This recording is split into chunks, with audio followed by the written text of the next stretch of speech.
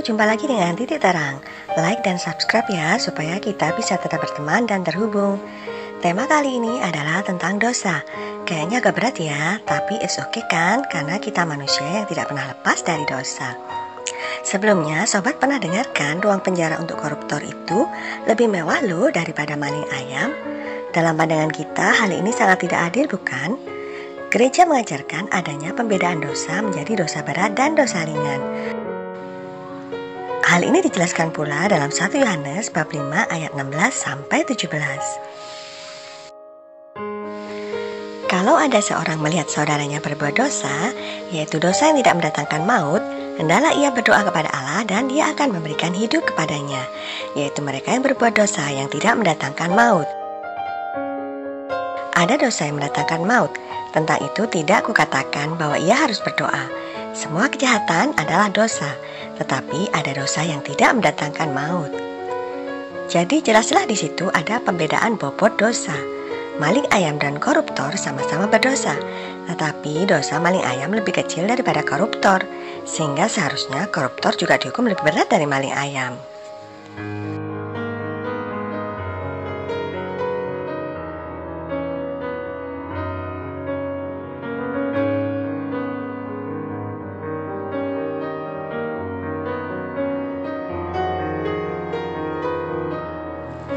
Tetapi, apakah dosa kecil atau dosa ringan itu tidak masalah, sehingga boleh dong dilakukan terus-menerus?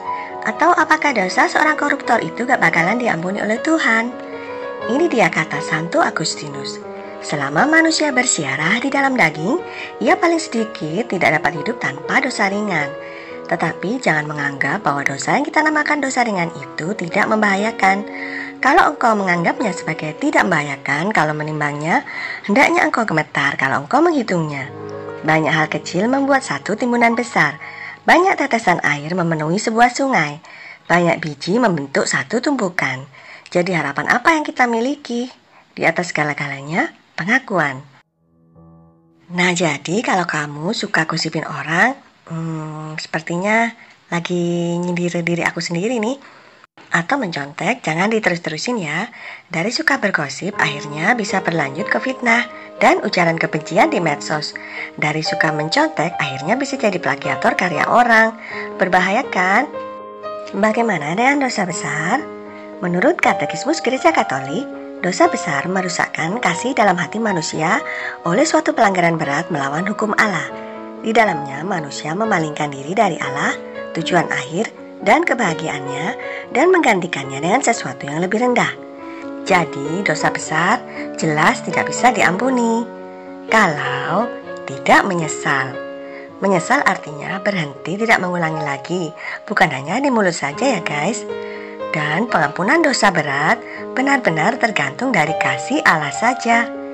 Ingat kan kisah penjahat yang disalib bersama Yesus? Karena pertobatannya, dia sungguh beruntung karena bisa bersama dengan Yesus di Firdaus.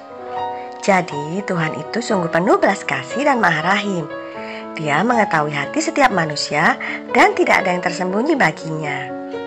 Semoga titik terang kali ini bisa menjadi langkah awal lagi buat aku dan kamu untuk menjadi lebih baik lagi. Merasa tidak sanggup? Itu normal kok, kita hanyalah manusia. Tetapi ingatlah selalu, kita punya Roh Kudus. Mohon selalu bimbingan darinya, karena hanya dialah sumber kekuatan kita. Sampai jumpa di titik terang selanjutnya. Tuhan memberkati.